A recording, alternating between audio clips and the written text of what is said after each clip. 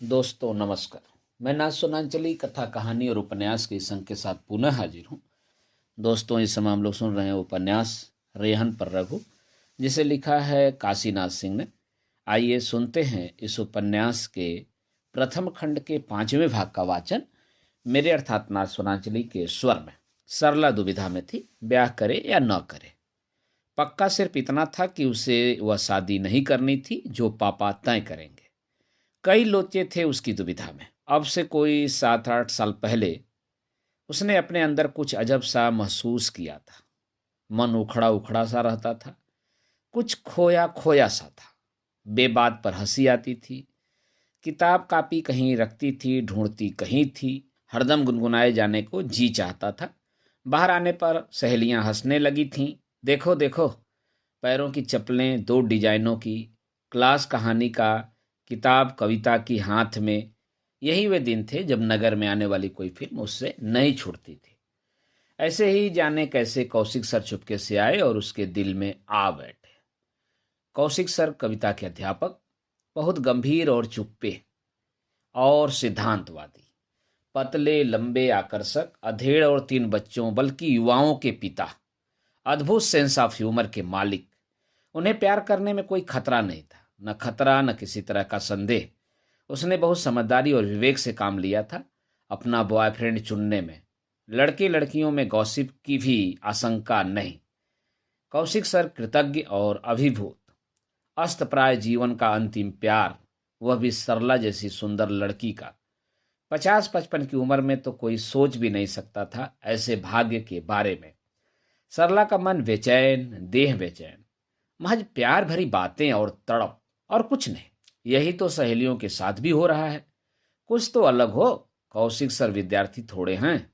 ऐसी ही इच्छा कौशिक सर की भी थी, लेकिन नगर में ऐसी कोई जगह नहीं जहां कोई उन्हें जानता न हो। निश्चित हुआ कि कौशिक सर एक दिन टैक्सी से अमुक जगह पहुंचेंगे, वहीं से सरला को पिकअप करेंगे और 2-4 घंटे के लिए सारनाथ। फिर वहीं सोचा जाएगा एकांत और निर्जन के बारे में। प्यार बंद और सुरक्षित कमरे की चीज नहीं होती। खतरों से खेलने का नाम है प्यार। लोगों की भीड़ से बचते बचाते, उन्हें धता बताते, उनकी नजरों को चकमा देते जो किया जाता है वह है प्यार। शादी से पहले यही चाहती थी सरला। शादी के बाद तो यह विश्वासघात होगा, व्यभिचार होगा, अनैतिक होगा। जो करना है पहले कर लो, अनुभव कर लो एक बार। मर्द का स्वाद, एक एडवेंचर, जस्ट फॉर फन। सरला रोमांचित थी, नर्वस थी और उत्तेजित भी। जिस दिन जाना था उससे पहले की रात वह सो नहीं सकी ठीक से। नींद ही नहीं आ रही थी। कई तरह की बातें, कई तरह के ख्याल, कई तरह की गुदगुदियां। अपने आप लजाती, अपने आप हंसती। उसने सोच लिया था कि अवसर मिलने पर भी इतना आगे नहीं बढ़ने देना है कौशिक सर को कि वे उसे गलत समझ बैठे। यह तो शुरुआत है। अभी जाने कितनी मुलाकातें बाकी हैं। नहीं, अब कहाँ मुलाकातें। फेयरवेल हो चुका है। 2-4 दिन और चल सकते हैं क्लासेस, उसके बाद तो इम्तिहान। फिर कहाँ संभव है भेंट। कौन सा बहाना रहेगा मिलने का। कौशिक सर लोकप्रिय आदमी, विश्वविद्यालय के ही नहीं नगर के भी। जानने वाले बहुत से, तरह तरह के लोग। इस बात का गर्व भी था सरला को कि वह जिसे प्यार करती है वह कोई सीटी बजाने वाला, लाइन मारने वाला, सड़क छाप विद्यार्थी नहीं, विद्वान है। कौशिक सर ने बड़ी सावधानी बरती थी। छुट्टी का दिन न हो, स्कूल कॉलेज खुले हों, ताकि छात्र छात्राएं पढ़ने में और अध्यापक पढ़ाने में व्यस्त हों। पिकनिक या भ्रमण का कार्यक्रम न बनाएं। सारनाथ का मेला भी न हो उस रोज। इसी सावधानी के साथ कौशिक सर सरला के साथ टैक्सी से पहुंचे चौखंडी स्तूप। सारनाथ के ठीक पहले, सड़क के किनारे पहाड़ी नुमा ढूह के ऊपर खंडहर जैसा टूटा फूटा स्तूप। खड़े हो जाओ तो पूरी सारनाथ ही नहीं, दूर दूर तक के गांव गिरांव और बाग बगीचे नजर आए। खाली पड़ा था स्तूप। नीचे चौकीदार, सिपाही, माली सभी अपने काम में लगे थे। एकदम निर्जन अकेला खड़ा था स्तूप, हिमगिरी के उत्तुंग शिखर की तरह। कोई दर्शनार्थी नहीं। मनु ने श्रद्धा को देखा, श्रद्धा ने मनु को देखा। दोनों ने टैक्सी सड़क के किनारे खड़ी की और चल पड़े। घुमावदार रास्ते से चक्कर काटते हुए, आगे पीछे नहीं, अगल बगल, साथ साथ, हाथ में हाथ लिए। सरला अकेले में कौशिक सर को मीतू बोलती थी। उस दिन वे सचमुच मीतू हो गए थे। सरला जो हमेशा समीज सलवार और दुपट्टे में रहती थी, वहीं सरला हरे चौड़े बॉर्डर की बासंती साड़ी में गजब ढा रही थी। बॉर्डर के रंग का साड़ी से मैच करता ब्लाउज और माथे पर छोटी सी लाल बिंदी हवा उड़ाए ले जा रही थी आंचल को, जिसे वह बार बार संभाल रही थी। वे चढ़ाई खत्म करके स्तूप के पास पहुंचे और चारों तरफ नजर दौड़ाई। दोनों के मुंह से एक साथ निकला, जैसे अछोर अनंत असीम हरियाली का समुद्र, और उसमें पीले फूले हुए सरसों के जहां तहां खेत ऐसे लग रहे थे जैसे पाल वाली हिलती डुलती डोंगियां। और हम? सरला ने पूछा। कौशिक सर मुस्कुराए, बोले, मस्तूल वाले बड़े जहाज के डेक पर। स्तूप के इस तरफ छाया थी और उस तरफ कुनकुनी धूप। छाया लंबी होती हुई वहां तक चली गई थी जहां माली काम कर रहे थे। वे उस तरफ गए धूप में जिधर समुद्र था और हिलती डुलती पीली डोंगियां। वे स्तूप से सटी साफ सुथरी जगह पर बैठ गए। वे चुप थे, लेकिन उनके दिल बोल रहे थे, अपने आप से भी और एक दूसरे से भी। उनके पास तो रह ही क्या गया था कहने सुनने को। साल डेढ़ साल से तो यही हो रहा था, बातें बातें और सिर्फ बातें। बातों से वे थक भी चुके थे और ऊब भी। सरला बगल में बैठी लगातार कौशिक सर को देखे जा रही थी और वे उसके देखने को देखते हुए दूब नोच रहे थे। फिर सहसा दिलीप कुमार स्टाइल में मुस्कुरा कर बोले, हाँ क्या कहा? हंसते हुए सरला ने अपना सिर उनके कंधे पर रख दिया। बहुत कुछ, सुनो तब ना।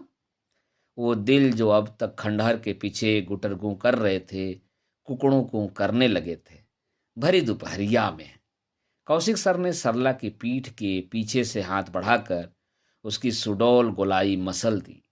सरला के पूरे बदन में एक झुरझुरी हुई और वह शर्माती हुई उनकी गोद में ढह गई। अब की कौशिक सर ने जरा जोर से मसला। चिहुक कर सित्कार कर उठी सरला और आंखें बंद कर ली। जंगली कहीं के। कौशिक सर ने सिर झुकाकर उसकी आंखों को चूम लिया। यह क्या हो रहा है चाचा? अचानक यह कड़कती आवाज और सामने खड़ा ऐतिहासिक धरोहर का पहरेदार सिपाही खाकी वर्दी में। दोनों के चेहरे फक, काटो तो खून नहीं। कौशिक सर ने झटपट आंचल के नीचे से हाथ खींचा और सरला उठ बैठी, बदहवास। उनकी समझ में नहीं आया कि यह क्या हो गया, कैसे हो गया। जरा से भी आहट मिली होती तो यह नौबत न आती। घबराए हुए कौशिक सर उस पहरेदार को ताकते रहे। देख क्या रहे हो, उठो, यह रंडीबाजी का अड्डा नहीं है, आओ। वह मुड़ गया। सरला आंचल में मुंह ढांप कर रो रही थी। कौशिक सर ने किसी तरह उसे खड़ा किया और अपने पीछे आने का इशारा किया। अरे उधर नहीं, इधर, थाने पर। थाने पर क्यों? ऐसा क्या किया है हमने? हिम्मत जुटाई कौशिक सर ने। वहीं पता चलेगा चाचा कि क्या किया है तुमने। कहाँ से फांसा है इस लौंडिया को? अब तक चाचा और रंडीबाजी, ये अपमानजनक शब्द थे जो कौशिक सर के कानों में गूंज रहे थे। लेकिन अब यह थाना। थाना माने बहुत कुछ, जलालत, हवालात, अखबारों की सुर्खियां, यूनिवर्सिटी में चर्चे, समाज का कोड, नौकरी से सस्पेंशन। किस मुंह से परिवार में जाएंगे? और यह सरला, इसका क्या होगा? किस मुसीबत में आप फंसे उसके चक्कर में। सरला सुबकना बंद करके एक किनारे खड़ी थी और पहरेदार हाथे के गेट के पास थाना ले चलने की मुद्रा में। चौकीदार और माली भी उसके पास आ गए और रोक रहे थे। अरे छोड़ो भाई, जाने दो, उम्र देखो चाचा की, काहे पानी उतार रहे हो? एक बुजुर्ग का कह भी रहे थे और मजा भी ले रहे थे। कौशिक सर घबराए हुए सरला के पास आए।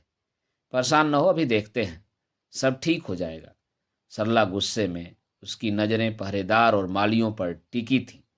कौशिक सर गेट पर खड़े पहरेदार को अलग ले गए और फुसफुस बातें करने लगे। बीच बीच में वह उखड़ जाता और हाथ छुड़ाकर भागने लगता। कौशिक सर ने उसे 100-100 के 2 नोट पकड़ाए, जिन्हें उसने फेंक दिया और मालियों की ओर इशारा करते हुए 5 उंगलियां दिखाई। नहीं चाचा, नहीं होगा इससे, थाने चलिए। बस बहुत हो चुका यह नाटक। सरला लगभग दौड़ती हुई उन दोनों के पास पहुंची। कैसे रुपए? तुम हमसे बात करो अब। उसने अचकचा कर कौशिक सर को देखा। इनका सुनो चाचा। चाचा होंगे तुम्हारे, मेरे दोस्त हैं, प्रेमी हैं। हमने प्रेम किया, चूमा अपनी मर्जी से। किसी ने किसी के साथ बलात्कार नहीं किया। किस लिए थाने? चलो तो वहीं बताते हैं। वह चल पड़ा। आगे खड़ी हो गई सरला रास्ता रोक कर। कोई नहीं जाएगा थाने वाने, न तुम न हम। एसपी, कलेक्टर, आईजी, जिसे बुलाना हो यही बुलाओ। समझ क्या रखा है तुमने? वह हक्का बक्का ताकता रहा, कभी कौशिक सर को, कभी सरला को। माली और चौकीदार भी आ गए इसी बीच। किसने देखा इसको लड़ाते हुए? यह चौराहा है, बाजार है, यह जहां रेप हो सकता है। फंसाना चाहते हो रुपयों के लिए? तुम हमें क्या ले जाओगे? हम ले चलेंगे तुम्हें।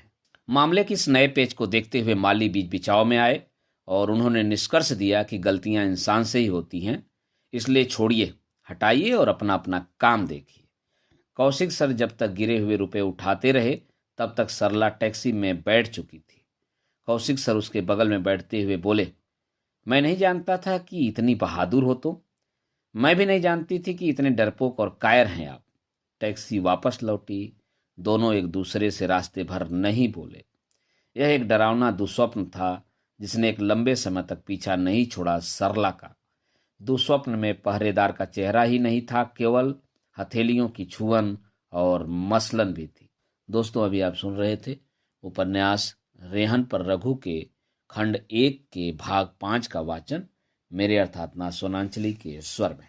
दोस्तों, अब लीजिए सुनिए काशीनाथ सिंह द्वारा लिखे गए उपन्यास रेहन पर रघु के प्रथम खंड के 6वें भाग का वाचन मेरे अर्थात ना सोनांचली के स्वर में। सरला के इस दुस्वप्न को और भी बदरंग बना दिया था उसकी पड़ोसिनों ने। वह जिस बहुमंजिली इमारत के प्रथम तल के किराए के फ्लैट में रहती थी, उसके अगल बगल भी दो दो छोटे कमरों के फ्लैट थे। उनमें उसी के स्कूल की अध्यापिकाएं रहती थीं। बाईं तरफ मीनू तिवारी और दाईं तरफ बेला पटेल। मीनू स्कूल की वाइस प्रिंसिपल थी और वह उसका अपना फ्लैट था, खरीदा हुआ। उसी ने सरला को अपने बगल में दिलवाया था किराए पर। मीनू बालकट्टी थी, कंधों तक छोटे छोटे बाल, एकदम लाल मेहंदी से रंगे, उम्र 40 के ऊपर, स्वभाव से सीरियस और रिजर्व, एक हद तक असामाजिक।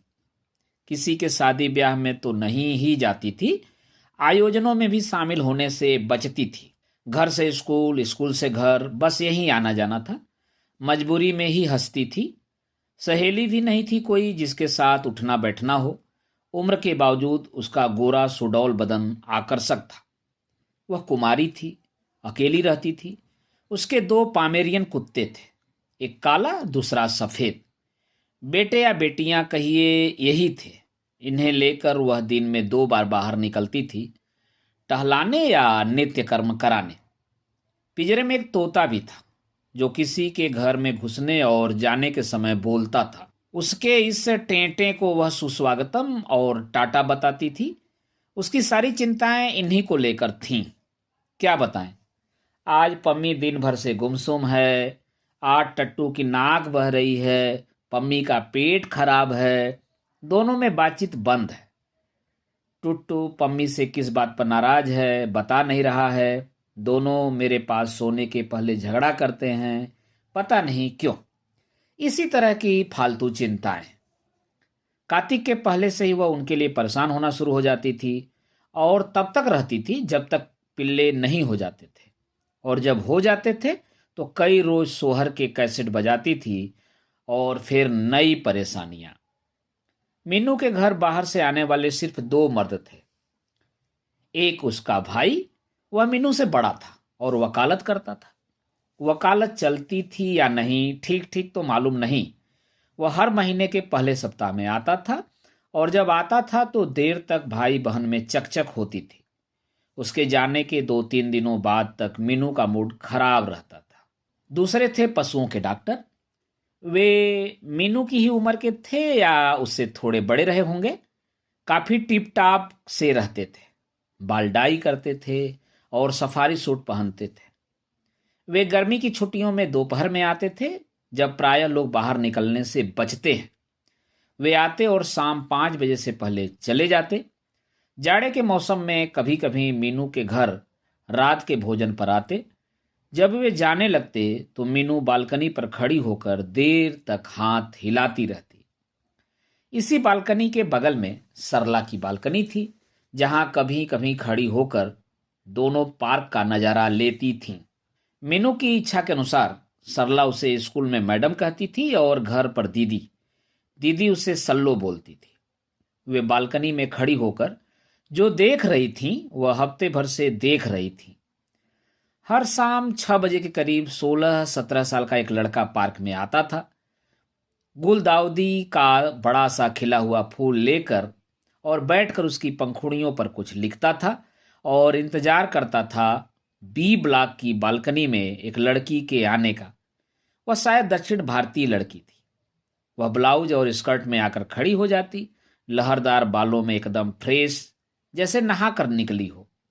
लड़का घूमता, पीठ उसकी तरफ करता और उछलकर पैर से ऐसी किक मारता कि फूल उसकी बालकनी में गिरता। लड़की लाल पॉलीथीन में लिपटा फूल उठाती और अपनी गोलाइयों के बीच ब्लाउज के अंदर रख लेती। घास पर चित गिरा लड़का उठता और उसकी ओर किस उछालता। जवाब में लड़की मुस्कुराती, लजाती और होठों से चुंबन लहरा देती। सल्लो, बहुत दिन हो गए तुम्हें कॉफी पिलाए, आओ ना, एक दिन मीनू ने सरला से कहा। यह वह दिन था जब लड़की ने चुंबन के उत्तर से ही संतोष नहीं किया। गुनगुना कर जवाब दिया, किन्हीं वक्तों के गाने से, छोटी सी यह दुनिया, पहचाने रास्ते हैं, तुम कभी तो मिलोगे, कहीं तो मिलोगे, तो पूछेंगे हाल। सरला जब पहुंची तो मीनू किचन में थी। वह थोड़ी देर बाद कॉफी के 2 मग के साथ ड्राइंग रूम में आई, चुप और संजीदा। गई और एक शीशी भी ले आई, ब्रांडी की, जिसे डॉक्टर छोड़ गए थे उसके लिए। उसने एक चम्मच इसमें और एक चम्मच उसमें ब्रांडी डाली और उसका लाभ बताया। इसी समय टुट्टू आई और मीनू की गोद में बैठ गई। मीनू देर तक उसे सहलाती और प्यार करती रही। देखना, एक न एक दिन मार दिया जाएगा यह लड़का, इतना प्यारा लड़का। यह कैसे कह सकती हैं आप? मीनू चुप रही, फिर सुबकने लगी। नहीं सल्लो, यही होता है, यही होगा। यह भी तो हो सकता है कि लड़की किसी दूसरे के घर चली जाए, या लड़का किसी और को घर बिठा ले, और यह भी तो हो सकता है कि दोनों शादी कर लें। यह तो और बुरा होगा। क्यों? अपने बगल में ही बेला को देख लो। उसने प्रेम विवाह ही किया था ना उस पटेल से। पीसीओ चलाता था और रहता ऐसे था जैसे लाट साहब का नाती। उस पर पागल हो गई थी बेला। ऐसा भी सुना है कि शादी के लिए जहर खाया था उसने। शादी हुई और देखो, रोज रोज किचकिच, गाली गलौज, मारपीट, रोना पीटना। किसी मर्द से कहीं हंस बोलकर बतिया ले तो जीना मुश्किल। स्कूल भी देखे, तीनों बच्चियों की जिम्मेदारी भी उठाए और पटेल को भी खुश रखे। देखा होता 5-7 साल पहले उसे, क्या फिगर थी और क्या निखार था। सिर्फ एक बेला के आधार पर तो यह नतीजा नहीं निकाला जा सकता दीदी। एक बात गांठ बांध लो सल्लो, तुम दोनों एक साथ कर ही नहीं सकती। यह समाज ही ऐसा है।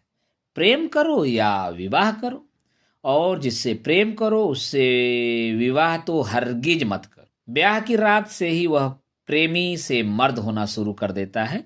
अगर मुझसे पूछो तो मैं हर पत्नी को एक सलाह दे सकती हूँ। वह अपने पति को अपने से बाहर, घर से बाहर, अगर वह पति का प्यार पाना चाहती है तो घर से बाहर प्रेम करने की छूट दे, उकसाए उसके लिए। क्योंकि वह कहीं और किसी से प्यार करेगा तो उसके अंदर का कड़वापन, रूखापन भरता रहेगा और इसका लाभ उसकी बीवी को ही मिलेगा। बीवी ही नहीं, बच्चों को भी मिलेगा, समझी? और पत्नी भी ऐसा ही करे तो जीवन भर नरक भोगने के लिए तैयार रहे।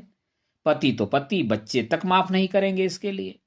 सरला कहीं न कहीं इन बातों के आईने में अपने भविष्य का रास्ता ढूंढ रही थी। मीनू को नहीं मालूम। रुको जरा 1 मिनट। मीनू उठी। मिट्ठू देर से टाए टाए कर रहा था। उसके डिनर का समय हो गया है। उसने कटोरी से भिगोए चने, हरी मिर्च, रोटी का टुकड़ा लिए और पियड़े में डाल दिए। तोता मारे खुशी के उछलता और शोर मचाता रहा। इस बीच पम्मी और टट्टू ने फिर सिर उठाकर एक बार देखा और फिर अपनी अपनी कुर्सी पर सो गए। बैठो, जा कहाँ रही हो? सरला को खड़ी देखकर मीनू बोली। बैठकर क्या करूंगी? आप बताएंगी तो है नहीं। क्या? यही कि आपने शादी क्यों नहीं की? इस उम्र में भी जब आप ऐसी हैं तो 15 साल पहले, बाप रे बाप। सिर्फ सुनती हूँ लोगों से तरह तरह की बातें। छोड़ो, जाने दो, कुछ नहीं रह गया है बताने को। मीनू सिर झुकाए बुदबुदाई। गले से एक लंबी सांस निकली और आंखों के सहारे छत के पंखों पर जा टिकी। वह हल्के से मुस्कुराई और सुनी आंखों सरला को घूरती रही। प्यार कोई क्यों करेगा? क्या करेगा? जब तक जाति और धर्म है तब तक कोई क्या करेगा प्यार? इसी नासमझी का नतीजा भोगा मैंने। लेकिन अपने को रोकना अपने वश में था क्या? हम 6 लड़कियां थीं और एक साथ किराए पर कमरे लेकर रहती थीं। एक कमरे में दो दो। वहीं से जाती थी कॉलेज पैदल। बीच में पड़ता था एक मिशनरी हॉस्पिटल। उसी के गेट के पास खड़ा रहता था माइकेल कर्मा। लंबा पतला, तांबई रंग, निग्रो जैसे उभरे कुल्हे और चीते जैसी कमर, टी शर्ट और जींस में, थोड़ी पर थोड़ी सी दाढ़ी और सिर पर खड़े बाल, नगर में सबसे अलग। उसने फिर उमाश छोड़ी और अपने पैरों की फर्श की तरफ देखने लगी। चुप। उसकी आंखें भर आई। मर्द की देह का भी अपना संगीत होता है, राग होता है, उसके खड़े होने में, मुड़ने में, चलने में, देखने में। बोले न बोले, सुनो तो सुनाई पड़ता है। उस राग को तुम्हारा मन ही नहीं सुनता, तुम्हारे ओठ भी सुनते हैं। बाहें भी सुनती हैं, कमर भी, जांघें भी, नितंब भी, यहां तक कि छातियां भी। निपुल्स कभी कभी ऐसे क्यों अपने आप तन जाते हैं, जैसे कान लगाकर सुन रहे हों। बिना उसकी देह को छुए वह 3 महीने तक वहीं खड़ा रहा, मेरे आते जाते समय। और जैसे सुबह सुबह अचानक पत्ते पर ओस की बूंद थरथराती और चमकती दिखाई पड़ती है, वैसे ही मैं थी पत्ते की तरह। कब इतनी ओस गिरी कि मैं भीग कर तरबतर हुई, मुझे पता नहीं। सिर्फ इतना पता है कि मैं तो सिर्फ भीगी थी, माइकेल तो डूब चुका था। एक दिन सहसा मैंने खुद को उसकी मोटर बाइक के पीछे बैठा पाया। पूछा, कहाँ जा रहे हो? उसने कहा, मालूम नहीं। मैं बैठी नहीं थी, उड़ रही थी उसके डैनों के सहारे। वह आदिवासी जंगल का पत्ता पत्ता उसे जानता था, हर पगडंडी उसे पहचानती थी। उसने एक बाजरे के खेत में बाइक खड़ी कर दी। उतरो, मैं तुम्हें देखना चाहता हूं। मैं कुछ कहूं, रोकू टोकूं, इससे पहले ही उसने मेरी साड़ी खोल दी। बोला, ब्लाउज खोल दो, नहीं तो बटन टूट जाएंगे। ब्राउ उसी ने खोले, हट करके। बस हिलो मत। 2 कदम पीछे हट गया, उल्टे पांव और ऊपर से नीचे तक देखा। मैं अपने हाथों से खुद को ढकने की कोशिश किए जा रही थी, लेकिन बेकार। कहो तो छू भी लूं जरा सा। हालत ऐसी थी कि कौन कहे और कौन सुने। थोड़ा सा झुककर उसने अपने होठों से छातियों की खड़ी घुंडियों को बारी बारी से दबाया, चूमा और सहलाया जीभ से और कहा, चलो पहनो अब। अब कहाँ? उसने उत्तर दिया, बिंढम फाल। कोई नहीं होगा इस वक्त, वहीं नहाएंगे। कपड़े कहाँ लाए हैं? नहाने के लिए कपड़ों की क्या जरूरत? मीनू बोलती भी रही, लजाती भी रही। कभी चेहरा लाल होता, कभी स्याह पड़ता, कभी आंखें झुकती, कभी खुलती, कभी बंद होती। वह आगे बताने से पहले हिचकिचाई थोड़ी। बाइक कहाँ छोड़ी? झरने के मुहाने पर कैसे पहुंचे? एक रहस्य लोक था मेरे लिए। और वहां एक दिन एक रात रुक कर क्या किया किया क्या क्या हुआ, यह न पूछो। वह सब जैसे पिछले जन्म की बातें हों।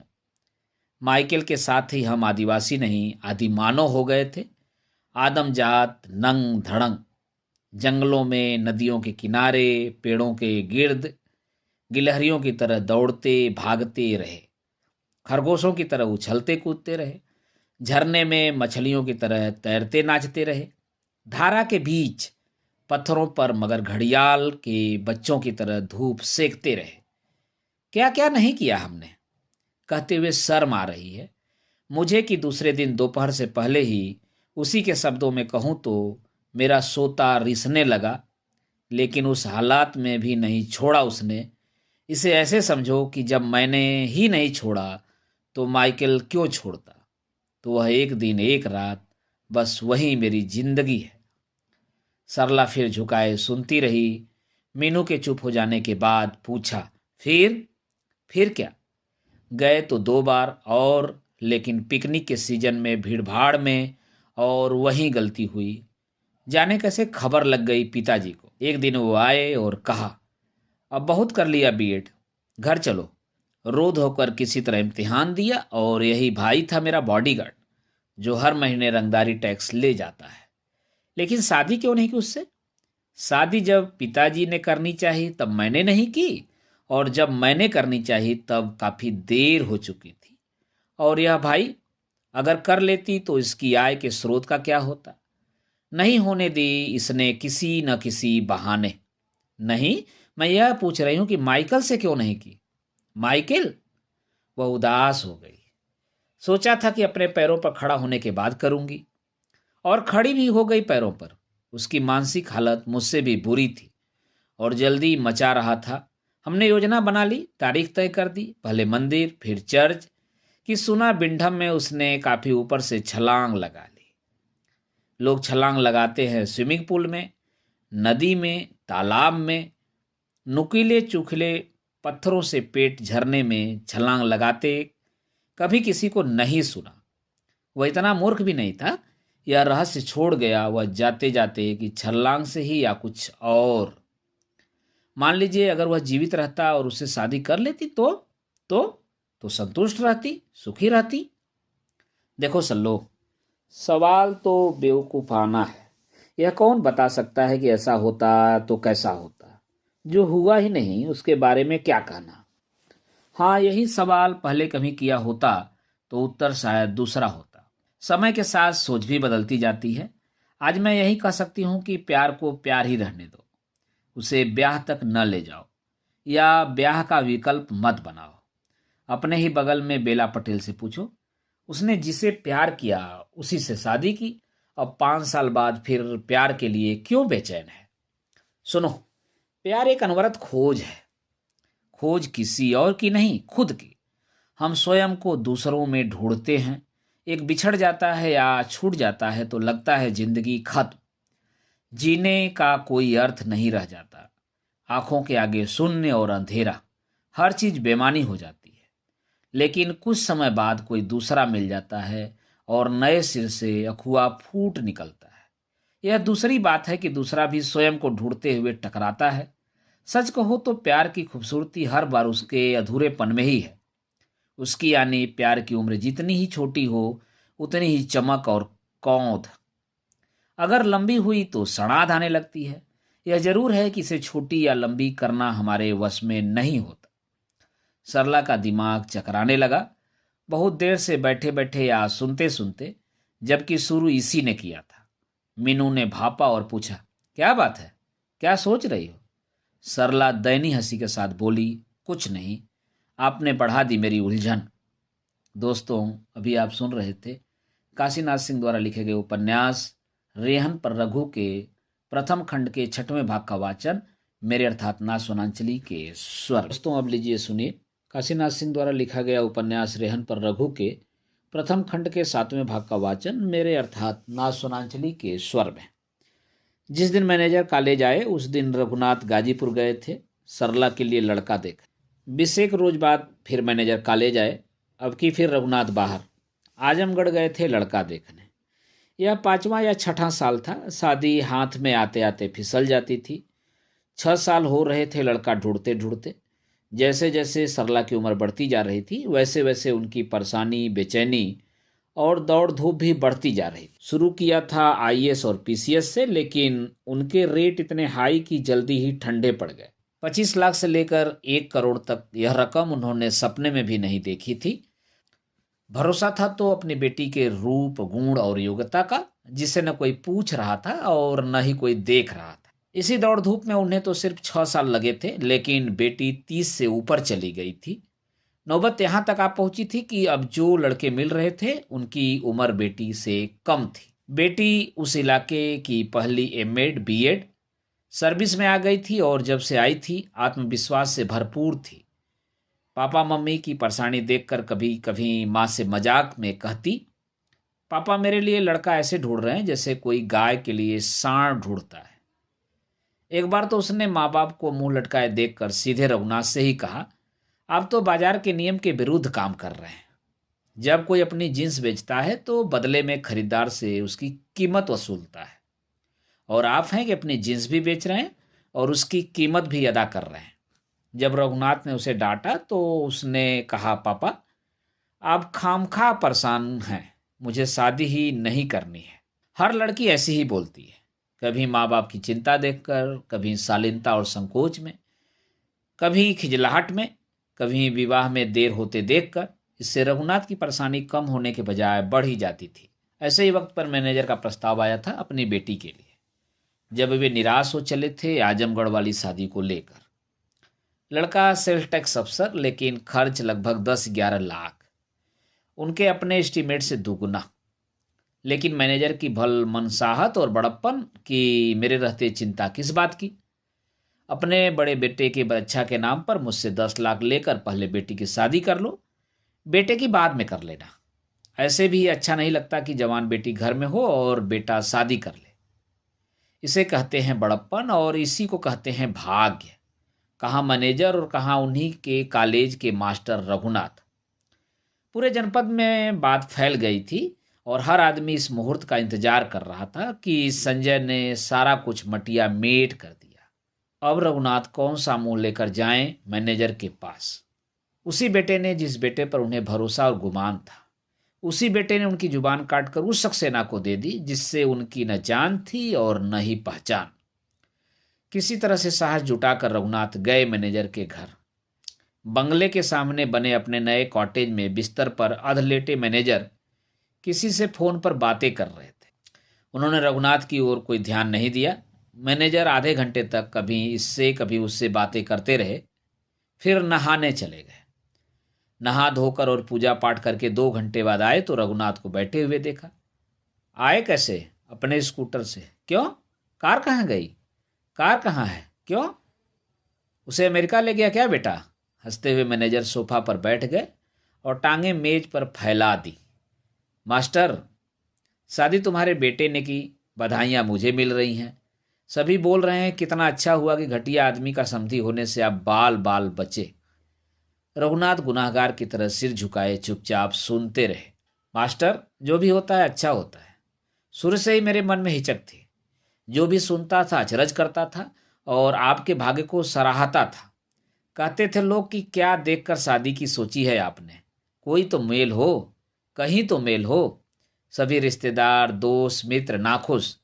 मैंने कहा नहीं, संकट में है रघुनाथ, चाहे जैसा हो, है तो मेरे ही कॉलेज का।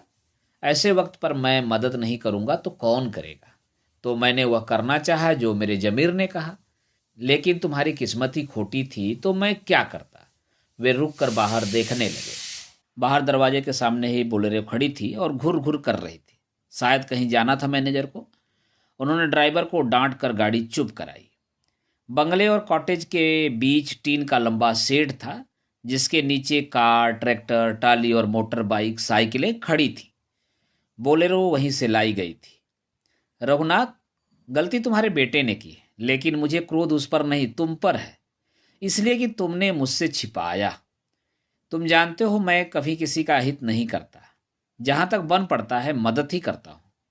बराबर ध्यान रखता हूं कि अपनों को कोई तकलीफ न हो, लेकिन तुमने छिपाया और उसी का दुख है और क्रोध भी है। तुम्हें बता देना चाहिए था कि तुम्हारा बेटा तुम्हारे कहने में नहीं है। यही नहीं, यह भी कह देने में कोई हर्ज नहीं था कि वह चरित्रहीन और भ्रष्ट है। यह घर की बात थी, मुझे बताने में किस बात का डर और संकोच। मैं तुम्हें खा तो नहीं जाता। रघुनाथ नीचे देखते हुए चुप रहे। उनमें यह साहस नहीं था कि कह दें कि ये दोनों इल्जाम सरासर गलत हैं, लेकिन यह कहने पर अनर्थ हो जाता। मैनेजर का क्रोध क्या रूप लेता कहना कठिन था। उन्होंने जलीन होने में ही अपनी भलाई समझी और मैनेजर उसी रो में सुनाते रहे। अभी तुम्हारी समझ में नहीं आ रहा है कि तुम्हारे बेटे ने तुम्हारे साथ क्या किया है। अपनी नासमझी में तुम्हें कितनी मुसीबत में डाल दिया है। तुम्हारी बेटी अभी कुंवारी है, ईश्वर न करे कि कुंवारी ही रह जाए। ऐसा कारण नहीं कह रहा हूँ। तुम्हें तब पता चलेगा जब बेटी के लिए वर देखने निकलोगे। जहाँ जाओगे और बातों से पहले लोग यही पूछेंगे कि आपके रिश्ते कहाँ कहाँ हैं। बताना तो पड़ेगा ही कि बेटे ने कायस्थ लड़की से शादी की है, समधी लाला है। बताओगे या छिपा जाओगे? ऐसी बातें छिपती तो हैं नहीं। तुम छिपाओगे तो वे दूसरों से पता कर लेंगे। जानते ही हो, जो भी रिश्ता करता है ठोक बजा के करता है। रघुनाथ उठ खड़े हुए और हाथ जोड़ दिए। ठीक है, चलता हूँ। अरे बैठो, ऐसी क्या जल्दी? जरूरी काम है, अब देर हो रही है। अच्छा जाओ। मैनेजर भी साथ में उठ खड़े हुए। अच्छा यह बताओ, तुम्हारा रिटायरमेंट कब है? रघुनाथ चौंके और उन्हें देखने लगे। इसलिए पूछा कि प्रिंसिपल साहब ने बताया तुम्हारा मन नहीं लग रहा है पढ़ाने में, अक्सर क्लास छोड़ रहे हो और बाहर ही रहते हो। ऐसा तो नहीं है, ज़रूरत पड़ने पर एक्स्ट्रा क्लासेस लेता हूँ और कोर्स पूरा करता हूँ। रिजल्ट कभी ख़राब नहीं आता मेरे लड़कों का। ठीक है, मगर मैं 2 बार गया इस बीच में और दोनों बार पाया कि गैर हाजिर।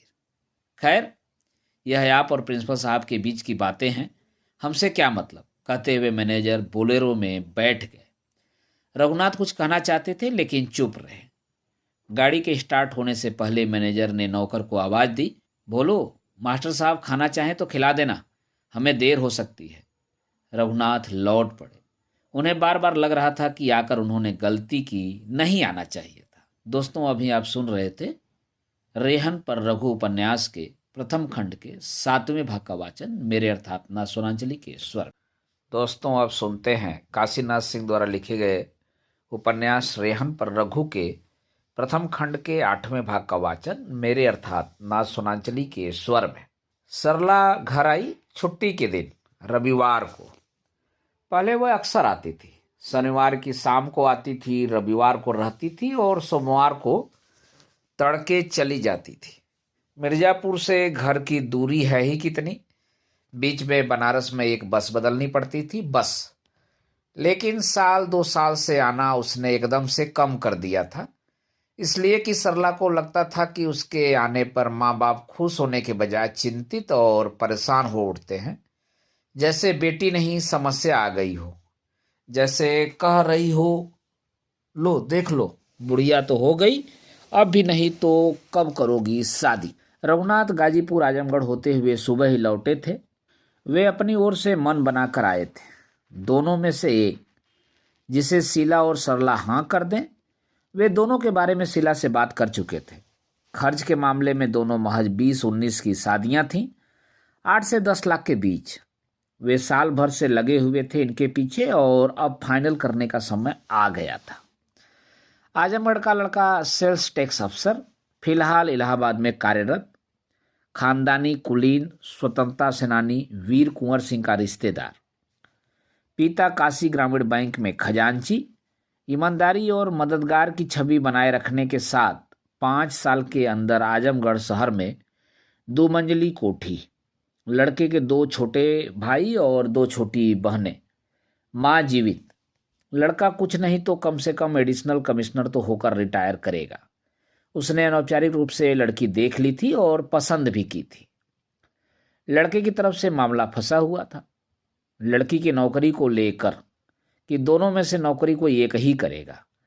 लड़की अगर नौकरी करना भी चाहे तो तब करे जब बच्चे स्कूल जाने लायक हो जाए। यह शर्त ऐसी थी जिसे सरला मानेगी, इसमें संदेह था रघुनाथ को। कुछ बातों को लेकर शीला भी असमंजस में थी। लड़का सबसे बड़ा बेटा, 2 देवर होंगे और 2 ननदें। देवरों को पढ़ाने की जिम्मेदारी भी उठानी पड़ सकती है भाभी को।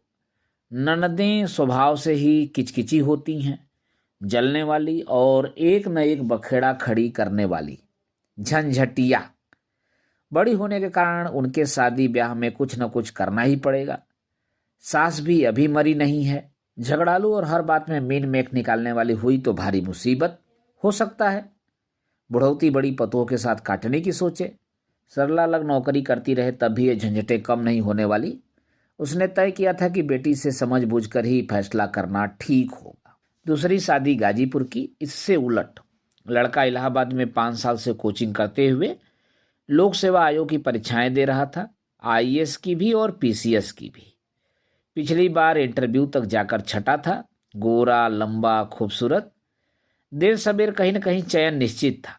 रघुनाथ दोबारा वह गलती नहीं दोहराना चाहते थे जो एक बार कर चुके थे। 2 साल पर जब लड़का कंपटीशन दे रहा था तो शादी मुफ्त थी, बेरोजगार समझकर नहीं की इन्होंने। लेकिन जब 3 महीने बाद ही सिलेक्ट हो गया तो कीमत 50 लाख। हाथ से निकल गई शादी। तो इसे कुछ न कुछ बनना ही है देर सवेर। पिता जीवन बीमा निगम में उप प्रबंधक, बेटा इकलौता, न भाई न बहन। पिता के एक बड़े भाई, वह भी नावल्द, उनकी भी संपत्ति इसी को मिलनी है। शीला का झुकाव इसी शादी की ओर था। इससे भी छोटा परिवार क्या मिल सकता है किसी को। न ननद की झंझट है न देवर की। जहां चाहो वहां रहो, जैसे चाहो वैसे रहो, जो चाहो वह करो। न कोई देखने वाला न रोकने वाला। नर्सिंग होम और अस्पताल की जरूरत हुई तो सास हाजिर। बूढ़ों को छोड़कर सास न जा पाए तो माँ है ही। जितनी ससुराल उतना ही मायका, दोनों तुम्हारे। रघुनाथ का नजरिया कुछ और था। उन्हें आजमगढ़ वाले की पक्की नौकरी और भरा पूरा परिवार ज्यादा आकृष्ट कर रहा था, लेकिन उन्होंने निर्णय सरला पर छोड़ रखा था। सरला ने पिता को देखा। इन्हीं चंद दिनों में कितने बदल गए पिता। गंजे हो गए हैं, सिर से बाल उड़ गए हैं, कनपटियों को छोड़कर। सामने के 2 दांत जाने कब उखड़ गए। ठोकर बैठ गया है, थोड़ा और झुक गए हैं और बूढ़े की तरह चलने लगे हैं। पिता ने भी बेटी को देखा। वह भी बदली बदली सी लग रही, जाने क्यों। अब कि उन्हें वह कोई लड़की नहीं, युवती दिखाई पड़ी। उसे समीज सलवार में देखने की आदत पड़ गई थी उन्हें शायद। लेकिन उसका जो चेहरा इतना उदास और सूखा रहता था, वह इतना हरा भरा और प्रसन्न क्यों। यही नहीं, दुबले पतले शरीर में भी भरा और आकर्षण आ गया था। उबड़ खाबड़ समतल सीने पर गोलाइयां उभार के साथ पुष्ट नजर आ रही थी। रघुनाथ का अनुभव बता रहा था कि ऐसा किसी मर्द के संसर्ग और हथेलियों के स्पर्श के बगैर संभव नहीं। लेकिन मन कह रहा था कि ऐसा खाने पीने की सुविधाओं और निश्चितताओं के कारण है। उन्होंने साड़ी ब्लाउज में खड़ी अपनी बेटी को आजमगढ़ वाले की नज़र से देखने की कोशिश की। सरला उन दोनों शादियों के बारे में गंभीरता से सुनती रही देर तक। हाँ बोलो, इनमें से कौन पसंद है तुम्हें? रघुनाथ ने अंत में पूछा। कोई नहीं, उनसे कहिए वे जहां चाहें वहां करें, मुझे नहीं करनी। क्या? रघुनाथ अवाक। उनकी आंखें फटी रह गईं। वे एकटक देखते रहे। 7 सालों से यही सुनने के लिए दौड़ता रहा। रघुनाथ निखहरी खटिया पर बैठे थे और शीला सरला बगल में पड़ी प्लास्टिक की कुर्सियों पर। संध्या की छाया आंगन में उतर आई थी। सरला माँ बाप की सबसे प्यारी दुलारी बेटी थी और मुंह लगी भी। रघुनाथ ने बेटों से दूरी बनाए रखी थी, लेकिन बेटी से नहीं। जो बातें किसी से नहीं कर पाते थे वे भी बेटी से कर लेते थे। बेटी बाप का लिहाज तो करती थी, लेकिन कुछ कहने सुनने में संकोच नहीं करती थी। मैंने तो कभी नहीं कहा कि आप दौड़ें, फालतू में दौड़ा करें, तो इसके लिए मैं क्या करूं? पूछिए माँ से। कई बार कहा है कि मुझे नहीं करनी शादी। नहीं करनी है तो क्या अकेले रहना है इसी तरह? मैंने यह कब कहा है? मैंने सिर्फ यह कहा है कि मुझे ऐसी शादी नहीं करनी है जिसमें लेन देन और मोल भाव होता हो। कौन सी शादी है जिसमें यह सब नहीं होता? क्या संजय में नहीं हुआ? उसकी बात छोड़िए, वह तो शादी नहीं सौदा था। तुम कहना क्या चाहती हो आखिर? रघुनाथ ने आंखें तरेर कर उससे पूछा और चुप देकर खटिया पर पसर गए। थोड़ी देर शांत रहकर उन्होंने कहा, शीला समझाओ इस लड़की को। शहर में रहकर इसका दिमाग खराब हो गया है। शीला सिर झुकाए शुरू से ही लोर बहा रही थी। अपना नाम सुनने के बाद तो हिचकियां लेने लगी। तुम्ही ने सिर चढ़ाया है, तुम ही भुगतो। जब इसने बीए किया था तभी मैंने कहा था कि कर दो इसकी शादी, तो नहीं अभी पढ़ेगी।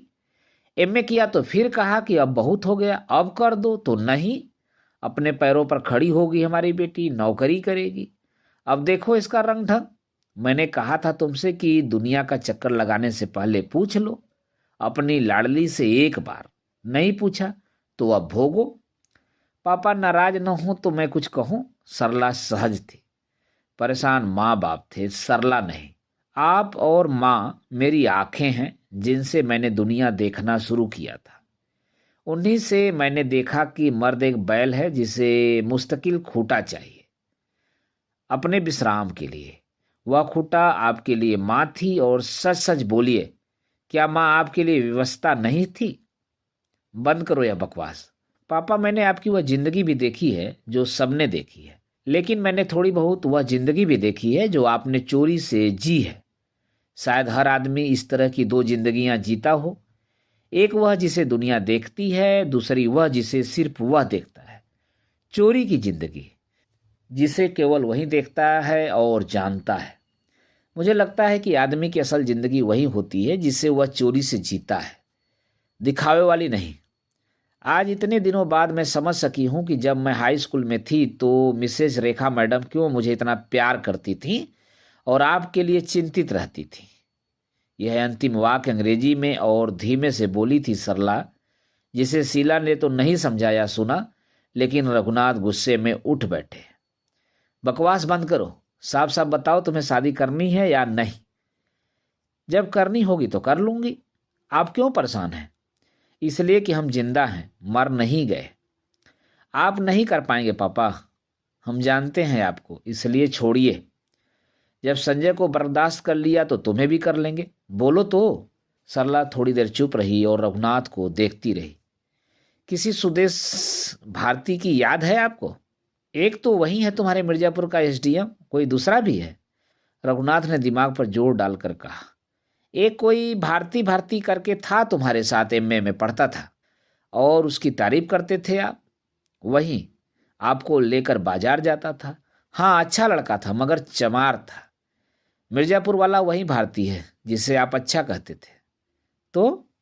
रघुनाथ विस्मय से उसे घूरते रहे। तो क्या, उसके साथ मेरी शादी करेंगे आप? रघुनाथ खटिया पर फिर पसरें इससे पहले ही शीला फपक कर रोने लगी। रघुनाथ ने आकाश की ओर दोनों हाथ उठाए।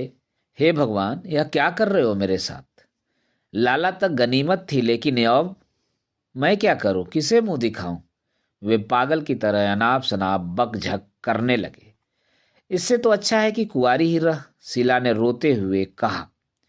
माँ, ये तो 7 साल से लोगों के दरवाजे दरवाजे घिघियाते फिर रहे हैं, और इतने ही सालों में वह मेरी आरजू मिन्नत कर रहा है, पूरे सम्मान और इज्जत के साथ। कोटे में ही सही, लेकिन पीसीएस है, देखने सुनने में भी किसी से कम नहीं। मेरी नौकरी से भी उसे ऐतराज नहीं। कभी कोई बदतमीजी भी नहीं की मेरे साथ, कोई ऐसा वैसा ऐब भी नहीं उसमें। मैंने अब तक हाँ नहीं की है, लेकिन सोच लिया है कि करूंगी तो उसी के साथ। उसके बाद लौट कर कभी पहाड़पुर मत आना, अपना थोबड़ा मत दिखाना, यह याद रखो। रघुनाथ खड़े हो गए। अब जाओ यहां से, कोई जरूरत नहीं है तुम्हारी, मर गए माँ बाप। रात हो रही है, इस वक्त कहाँ जाएगी? शीला बोली। चाहे जहां जाए, जाओ। सरला मुस्कुराती बैठी रही। अभी कहाँ की है, अभी तो रह सकती हूँ। दोस्तों, अभी आप सुन रहे थे रेहन पर रघु उपन्यास के खंड 1 के 8वें भाग का वाचन मेरे अर्थात नासोनांचली के स्वर में।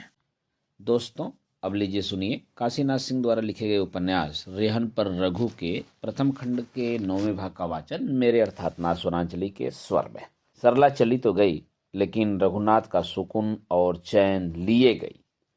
रघुनाथ कई रातों तक सो नहीं सके। उन्हें नींद ही नहीं आ रही थी। जाने किन जन्मों का पाप था जो इस जन्म में भोग रहे थे। बच्चों को ऐसे संस्कार कहाँ से मिले, यह उनकी समझ से बाहर था। संजय को कोई नहीं मिली, न ठाकुर, न बामन, न भूमिहार। मिली तो लाला की लड़की। फिर भी वे इस लायक थे कि मुंह दिखा सकें, लेकिन यह सरला, वे किसे मुंह दिखाएंगे और कहाँ मुंह दिखाएंगे? लड़की के अपने तर्क थे, जिन्हें वह जाते जाते सुना गई थी। जो भी गलत काम करता है उसके पक्ष में तर्क गढ़ लेता है। उसने भी गढ़े थे। आप दूसरों की शर्तों पर शादी कर रहे थे, यहाँ मैं करूंगी लेकिन अपनी शर्तों पर। आप मेरी स्वाधीनता दूसरों के हाथ बेच रहे थे, यहाँ मेरी स्वाधीनता सुरक्षित है। आप अतीत और वर्तमान से आगे नहीं देख रहे थे, हाँ मैं भविष्य देख रही हूँ। यहाँ स्पेस ही स्पेस है। स्पेस माने क्या? आरक्षण और कोटा के सिवा भी इसका कोई मतलब है? न होता आरक्षण तो यही भारतीय किसी न किसी का हल जोत रहा होता, या पढ़ने लिखने के बावजूद नगर में रिक्शा खींच रहा होता। तुम ही कहती थी कि एकदम गधा है, कुछ नहीं समझता। आज पीसीएस हो गया तो उस जैसा कोई नहीं। वे अपने मन की भड़ास निकालने के बाद हल्का महसूस कर ही रहे होते कि पीछे से किसी की आवाज़ सुनाई पड़ती, अरे माँ साहब, दामाद जी का क्या हाल है? और धीरे धीरे उन्हें लगता कि यह आवाज़ सिर्फ पीछे से नहीं, आगे से भी, बाएं दाएं से भी, ऊपर नीचे से भी आ रही है। चारों ओर से गांव, घराना, पास पड़ोस, जान पहचान का हर आदमी उनके दामाद के लिए चिंतित है और उनसे मस्करी कर रहा है। इसी बीच जाने किधर से किसी बच्चे की किलकारी सुनाई पड़ती है और वह चहकता हुआ उनकी ओर अपनी नन्ही नन्ही बाहें फैला देता। ना ना, यह देखो क्या है। वे उसके हाथ से एक कागज लेते जो उनकी गैरहाजिरी में चमटोल से झूरी दे गया था। यह निमंत्रण पत्र था, झूरी की पोती की शादी का। तो अब यही उनकी बिरादरी और भवद्दी है। न्योता हकारी और खान पान अब उन्हीं के साथ होना है। गया अपना कुनबा। निश्चय किया रघुनाथ ने कि अब वे वॉलंटरी रिटायरमेंट ले लेंगे। उन्होंने शीला से अपनी इच्छा जाहिर की कि अब इसकी नौकरी की जरूरत नहीं। यह नहीं बताया कि उन्हें वीआरएस और सस्पेंशन में से एक चुनना है और इनमें से यही ठीक है जो वे करने की सोच रहे हैं। चांदनी रात थी अगहन की। आकाश साफ था। आधा आंगन चांदनी में था, आधा उसकी छाया में। चांद सीधे रघुनाथ के चेहरे को देख देख कर मुस्कुरा रहा था। वे उसके जल्दी खिसक जाने की उम्मीद कर रहे थे, लेकिन वह अपनी जगह से हटने का नाम नहीं ले रहा था। वे उसे एकटक देखते रहे और उन्हें लगने लगा जैसे चांद दर्पण हो और उसमें दिखाई पड़ने वाले धब्बे उन्हीं के चेहरे की झाइयां। शीला की खटिया रघुनाथ के बगल में ही थी और वह सो रही थी। पिछले कई दिनों से, कहिए रातों से यही हो रहा था। रघुनाथ रत जगा करते थे और शीला बातें करते करते सो जाती थी। रघुनाथ उठकर बैठ गए। अजोरिया में उसके चेहरे को देखा। भरा भरा गोल गोरा चेहरा और नाक की कील पर चमकती हुई चांद की किरण। इससे पहले उन्होंने उसे हमेशा लेटते हुए देखा था, सोते हुए नहीं। वे एकटक निहारते रहे उसे। वह करवट लेटी थी और उसका चेहरा उन्हीं की ओर था। उनसे 7 साल छोटी, मगर उम्र ने उसे भी नहीं छोड़ा था। उनके भीतर प्यार उमड़ आया था। हाँ, अब भी खूबसूरत थी उनकी पत्नी। उन्हें लगा उन्होंने कभी ठीक से प्यार नहीं किया उसे। जब भी जरूरत हुई उसके साथ लेटे जरूर, लेकिन प्यार नहीं किया कभी। उन्होंने हाथ बढ़ाकर उसके ब्लाउज का एक बटन खोला, चुपके से, फिर दूसरा, फिर तीसरा। सोई हुई छातियां जैसे नींद से जाग गई, कुनमुनाई और उन्हें घूरने लगी। वे उठे और उसके बगल में लेट गए। शीला ने जगह बनाई उनके लिए और आंखें बंद किए किए खुद को उनके हवाले कर दिया। आंखें खोलने की जरूरत ही नहीं थी। उनकी उंगलियां देह के हर कोने अतरे से परिचित थी। वे बहुत देर तक एक दूसरे की देह के अंदर उस चीज को ढूंढते रहे जो जाने कब अपना बसेरा छोड़कर चली गई थी। रघुनाथ को लग रहा था कि नहीं, कहीं नहीं गई है। कहीं न कहीं इस या उस देह में है जरूर, मगर अगर वह सचमुच होती तो और कहाँ जाती। परेशान होकर, थक कर उन्होंने अपना मुंह शीला की छातियों के बीच धंसा दिया और शांत पड़ गए। मन न कर रहा हो तो छोड़ो, शीला फुसफुसाई। थोड़ी देर तक रघुनाथ कुछ नहीं बोले, फिर एक हिचकी ली। शीला को महसूस हुआ कि उसकी बाईं छाती से सरकती हुई जो गर्म चीज बिस्तर पर टपक रही है वह आंसू है, रघुनाथ के आंसू। उसने उनकी नंगी पीठ सहलाई, आहिस्ता। मन तो कर रहा है, शरीर ही साथ नहीं दे रहा है, टूटी सांसों के साथ रघुनाथ ने कहा। तो इसमें दुखी होने की कौन सी बात है? होता है ऐसा कभी कभी। नहीं, यह कभी कभी जैसी बात नहीं लग रही है शीला। बहुत तनाव में रहे हो इस बीच, इसलिए ऐसा है। नहीं नहीं, झूठी तसल्ली मत दो। मैं उस पगडंडी को पहचान गया हूं जिससे चलकर वह देह में घुसता है। कौन वह? बूढ़ापा, रघुनाथ बोले और फूट फूट कर रोने लगे। शीला ने उन्हें पकड़कर बिठाया और सांत्वना में कहा, ऐसा कुछ नहीं है, दिमागी फितूर के सिवा बेमतलब सोचते रहते हो रात दिन। मैंने कोई शिकायत की है कभी? और क्या चाहते हो, हमेशा जवान ही रहोगे ऐसे? यह सब बेटी बेटों के लिए छोड़ो, हमारी तुम्हारी उम्र थोड़ी ही है यह सब करने की। अगले चौथे या पांचवें दिन शाम जब रघुनाथ कॉलेज से लौटे तो शीला ने खबर दी कि टेस्ट देकर धनंजय आ गया है। ऐसे अगर वह खबर न देती तभी बरामदे में खड़ी बाइक देखकर वे समझ गए थे। कपड़े बदलकर जब वह बाहर आए तो धनंजय को देखा, पूछा, अब की कैसे हुए पर्चे? बहुत अच्छा, निकाल लूंगा इस बार। 5 साल से यही सुन रहा हूँ, हर बार निकाल लेते हो। SC ST कोटा और घटी सीटों पर मेरा बस नहीं है, उसके लिए मैं क्या करूं? रघुनाथ ने उसका कोई जवाब नहीं दिया। इसी बीच शीला बाप बेटे के लिए चाय लेकर आई। चुपचाप चाय पीते रहे। चुप्पी तोड़ी राजू ने ही, सुना है आप समय से पहले ही रिटायरमेंट लेने वाले हैं? लेने वाले नहीं हैं, ले लिया, आज ही चिट्ठी दे दी। ऐसा क्यों किया आपने? यह मुझसे नहीं, अपने भाई संजय से पूछो। शीला की ओर देखते हुए रघुनाथ बोले, संजय तो है नहीं, हूं मैं। कोई फैसला लेने से पहले आपको हमसे बताना चाहिए था ना? बताते तो क्या करते तुम? उनका चेहरा थोड़ी देर के लिए तन गया। एक की हाँ देख ली, दूसरे की ना नहीं सुनना चाहता। और अभी वह दिन नहीं आया है कि मैं तुम्हारी सलाह पर चलूं। धनंजय उन्हें देखता रहा, फिर माँ की ओर देखा। शीला सिर झुकाए बैठी रही, कुछ नहीं बोली। आपको निर्णय लेते समय मेरे बारे में सोचना चाहिए था, अभी अधर में लटका है मेरा भविष्य। यही सोचते सोचते मैं बूढ़ा हो गया, तुम बालिग हो, अब अपना खुद देखो, रघुनाथ ने बहुत बेरुखी से कहा।